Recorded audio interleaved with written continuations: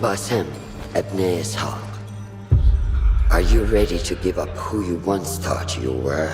I am. Assassin's Creed Mirage is going to be released this year and fans are eagerly waiting for this one. There are some good reasons for the anticipation of this game's release. Finally, an Assassin's Creed game is about assassins, not about some Vikings or a Greek warrior. Let's dive and explore what has changed in the scenario this time. From this day forward, you are a hidden one. When they changed the typical Assassin's Creed format in Assassin's Creed Origins, most fans were pretty shocked. In Assassin's Creed Origins, Ubisoft focused on a more RPG-style open-world gameplay because they wanted to focus on the larger gamer population to earn big money with the help of Assassin's Creed brand recognition.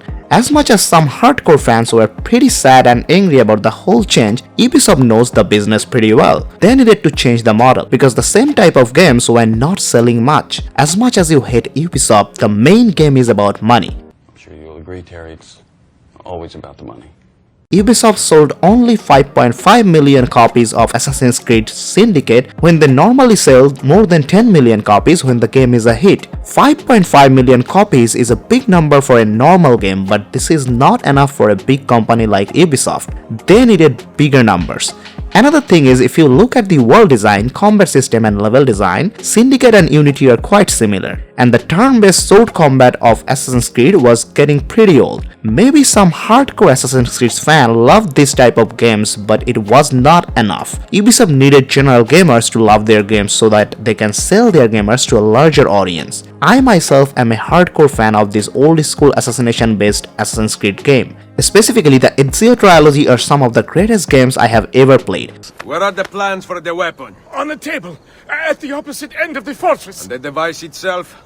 I am not sure, but you need 3 people to work it. Come with me then. When Ubisoft thought about changing the game design totally, that was a piece of quite shocking news to every SE fan. I was also worried about how they will go with the franchise now. But on the other hand, I understood why they are taking this step. Why they were making an open world RPG style game where the combat is also a huge departure from the original ones.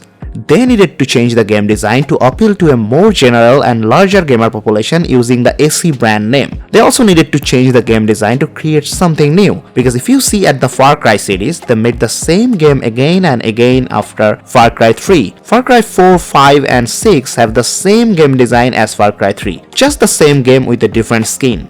This time, it will be different. They wanted to do this kind of thing but with a new game with a new design. So they made the first this type of game, Assassin's Creed Origins, an open world RPG style game with a modern combat style. This game served their purpose. It sold more than 10 million copies again. But Ubisoft didn't create this new game design to stop at one game. They created Odyssey and Valhalla with similar design structures. Odyssey also sold more than 10 million copies, but Valhalla did the magic for them.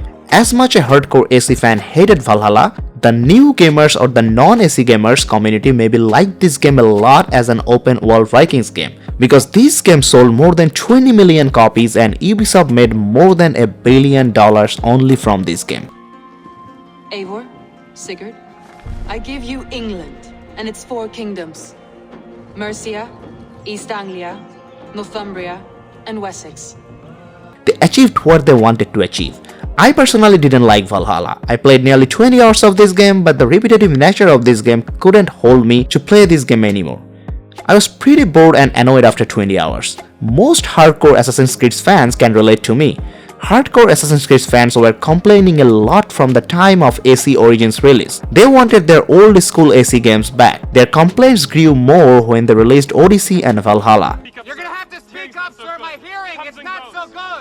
Comes and goes. But with Valhalla's release, Ubisoft achieved what they wanted to achieve with the new game design style. Now they can listen to hardcore SE gamers. Now they have the time and luxury to focus on them. Now they have focused on the complaints and chosen to make a game just like the old school SE games, like Assassin's Creed 1 or the Ezio trilogy. Some of the biggest complaints from the last 3 SE games were this. But before going into that, if you like this video, please hit the like button and subscribe to our channel. We are a new gaming channel and we need all your love and support for growing. Now back to the point.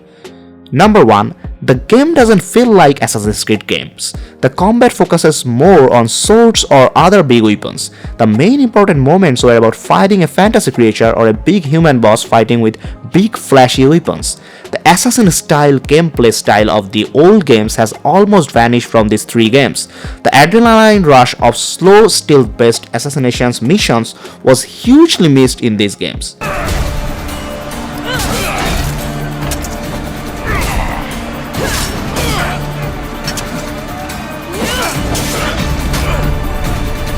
Number 2. These 3 games were unnecessarily big. It was almost torture to play those games after certain moments. These games were designed in such ways that the players needed to grind a lot to get a higher level and better weapons. They needed to do the same repetitive things again and again and again to finish the main campaign. I had this problem a lot with the AC Odyssey. The main storyline of this game was pretty interesting to me, but to continue the main story I had to do so many badly written same type side quests, it was almost exhausting for me. Are you here to spy, Athenian? Or maybe you are Athena herself, dressed in a dirty disguise?